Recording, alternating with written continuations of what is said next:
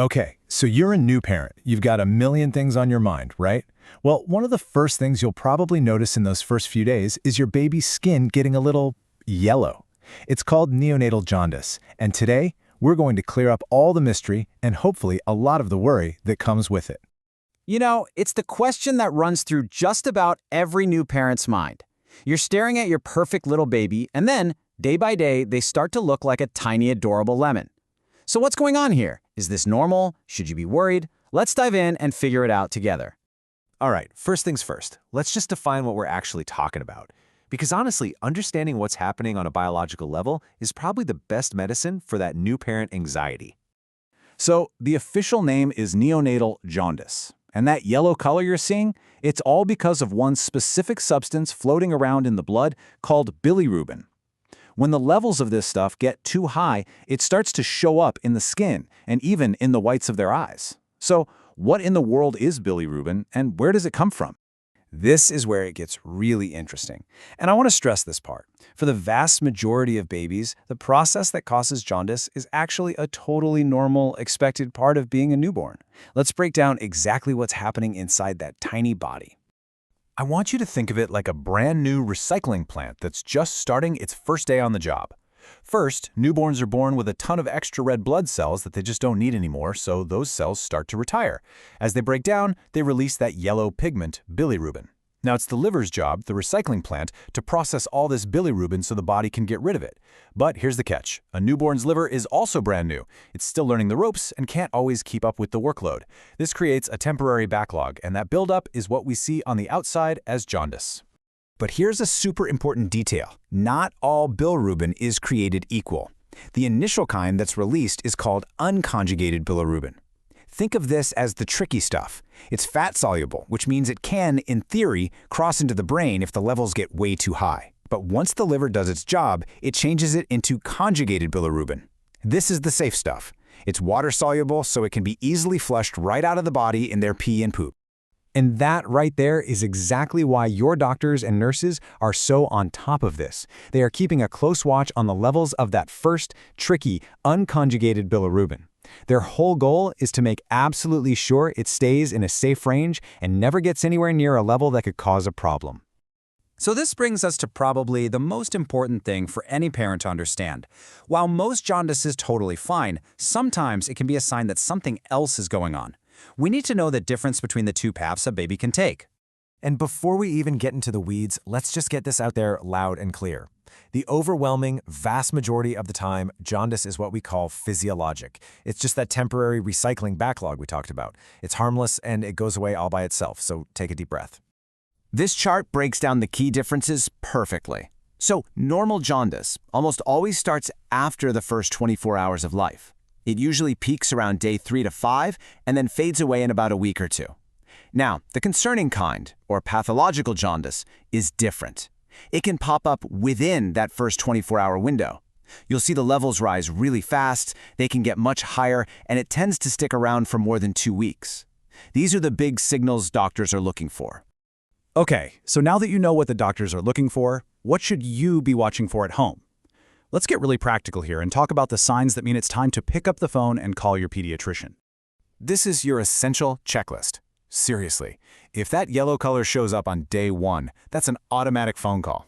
You also want to call if you notice the yellow is spreading further down their body or just getting deeper and more intense. And then there are the other signs of sickness. If your baby has a fever, isn't eating well, is super sleepy and hard to wake up, or has a really strange high-pitched cry, call right away. And finally, if that yellow is still hanging around after 2 weeks, you need to get it checked out. Now here's a quick visual guide you can use at home. And remember, this is just an estimate, not a diagnosis, but it's a helpful rule of thumb. Jaundice tends to start at the head and move its way down the body, so watching how far it's spread can give you a rough idea of what's happening with those bilirubin levels. So if you're only seeing that yellow tint on your baby's face and in their eyes, the level is probably still pretty low. We're talking around 5 milligrams per deciliter. This is super common. Now, if you see it spreading down to their chest and their upper belly, that suggests the level is climbing maybe into that 10 to 12 range. This is often the point where doctors start to monitor things a bit more closely. And here it is. This is the most critical one to watch for. If that yellow color reaches the palms of their hands and the soles of their feet, that's a major sign. it means the level is likely very high, probably over 20, and that requires immediate medical attention. Don't wait on this one. So you might be wondering, why all the fuss? Why are we so careful? It's all to prevent a very rare but very serious condition called kernicterus. This is what can happen if that unconjugated bilirubin gets so high that it crosses into the brain. But the good news, the great news, is that this is incredibly rare these days. And that's precisely because we're so good at catching and treating high levels early. Your watchfulness really truly matters. So what happens if your baby's levels do get too high? Well, here's more good news. The treatments we have today are simple, they're safe, and they are incredibly effective. Let's take a look at how they work. The number one go-to treatment is something called phototherapy. It sounds really high-tech, but honestly, it's just a special kind of blue light. It's not a tanning bed, it's not a UV light, it's a very specific wavelength of light that does something amazing.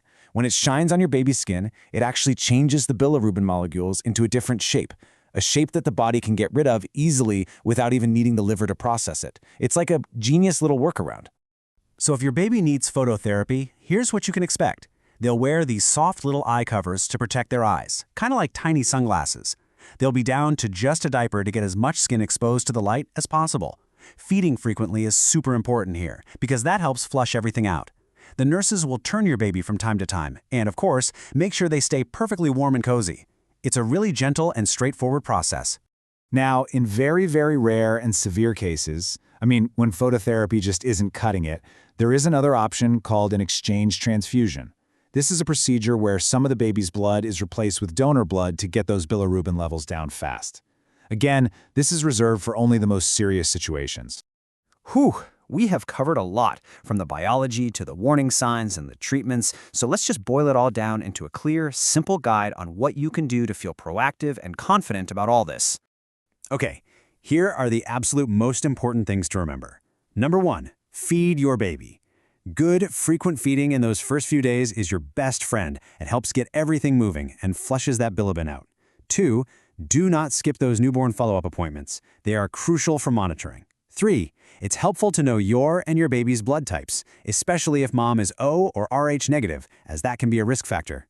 4, and maybe most important, trust your gut. If you feel like something is off, just make the call. And finally, please remember, most of the time, this is just a normal newborn thing. And even when it's not, we have great, effective ways to handle it. And there you have it. You just tackled one of the first big hurdles of new parenthood. By understanding what's actually happening with your baby, you get to replace that feeling of worry with knowledge and confidence. So, now that you've got this down, what's the next big thing you want to figure out? Your parenting adventures is just getting started.